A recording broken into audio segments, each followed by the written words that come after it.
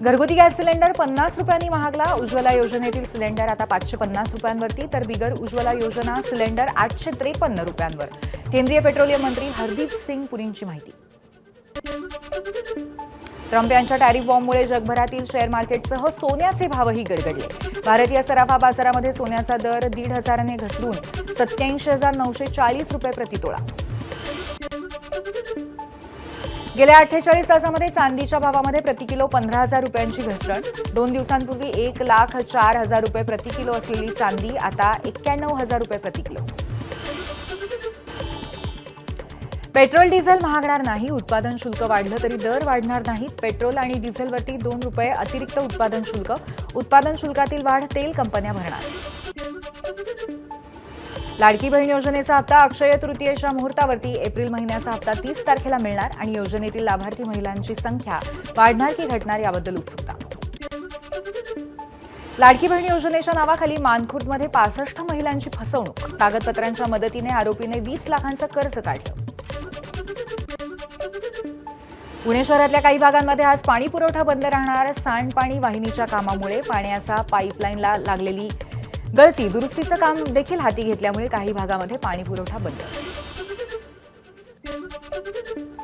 BKC ते आचार्य यात्रेत चौक टप्पा लवकरच वाहतूक सेवेत येतोय. टप्पा 2अ निरीक्षणासाठी मेट्रो आयुक्त, मेट्रो रेल्वे सुरक्षा यांचं पथक मुंबईमध्ये. मार्गिकेसाठी सुरक्षा प्रमाणपत्र जारी केल्यानंतर मार्ग मोकळा होणार.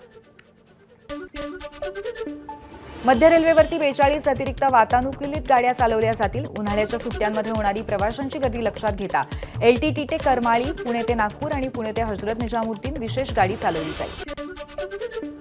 मरीन ड्राईव्ह इथल्या पदपथ म्हणजे फुटपाथ उंच करण्याचा महापालिकेचा निर्णय. त्यासाठी अभियांत्रिकी संस्थांमधील कंत्राटदारांची नियुक्ती करण्यात येईल. पावसाळ्याच्या भरतीच्या वेळेला उसळणाऱ्या लाटा आणि त्यामुळे होणारी गैरसोय लक्षात घेता निर्णय. टाटा पॉवर कंपनी आयलँडिंग आणि लोड मॅनेजमेंट योजनांसह बॅटरी एनर्जी स्टोरेज सिस्टीम विकसित करणार. ग्रीडमध्ये व्यत्यय आल्यास मेट्रो, रुग्णालय, डेटा सेंटर आणि विमानतळ यासारख्या महत्त्वाच्या पायाभूत सुविधांना ही प्रणाली बॅकअप पॉवर प्रदान करेल. पंढरपुरातल्या विठ्ठल मंदिराला चैत्र एकादशीनिमित्त फुलांची आकर्षक सजावट. पुण्यातील भाविक राजेंद्र नाईकांकडून सेवा अर्पण. सजावटीमध्ये 14 देशी विदेशी फुलांचा वापर. चैत्र एकादशीनिमित्त विठ्ठल रुक्मिणीची नित्यपूजा ही संपन्न. मंदिर समितीचे सदस्य हरिभक्तपरायण शिवराजीराव मोरेंच्या हस्ते विठ्ठलाची पूजा आणि रुक्मिणी मातेची पूजा लेखाधिकारी मुकेश अनेशा यांच्या हस्ते. चैत्र एकादशीनिमित्त विठ्ठलाच्या दर्शनासाठी पंढरपुरामध्ये भाविकांची मोठी गर्दी. चंद्रभागा स्नानासाठी हजारोंच्या संख्येने भाविक. मंदिर परिसर प्रदक्षिणा मार्ग ओव्हरपॅक.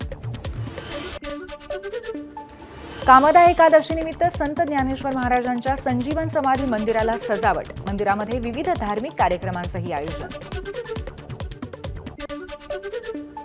आषाढीच्या वारीसाठी संत ज्ञानेश्वर महाराजांची पालखी 19 जूनला आळंदीहून पंढरपूरकडे प्रस्थान ठेवणार. 5 जुलैला पालखी पंढरपुरात दाखल होणार. शिर्डीमध्ये 3 दिवस रामनवमी उत्सवाच्या काळामध्ये जमा झालेल्या दानाची मोजदाद. प्रत्येक वर्षी रामनवमी उत्सव काळामध्ये विविध माध्यमांतून कोट्यावधींचं दान जमा होतं. एबीपी माझा, उघडा डोळे बघा नीट.